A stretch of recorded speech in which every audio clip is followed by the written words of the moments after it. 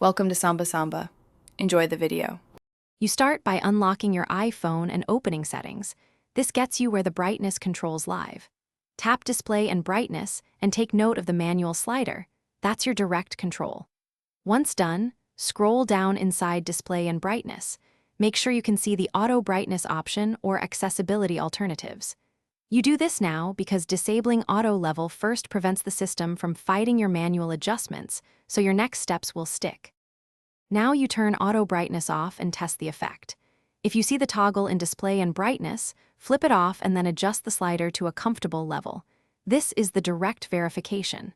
If you don't see it, go to accessibility, tap display and text size, and disable auto brightness there instead. Make sure to check in different lighting conditions so the manual setting holds.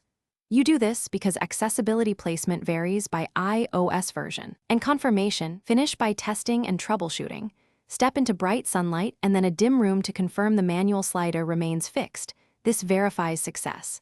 If brightness keeps changing or the toggle is grayed out, restart the iPhone. That often clears sensor or software hiccups. Should problems persist, try reset all settings as a last resort, but back up first because that clears preferences. Keep in mind, ambient light sensor or screen protectors can affect behavior, so inspect hardware if issues continue. Thanks for watching. Consider subscribing if we helped you.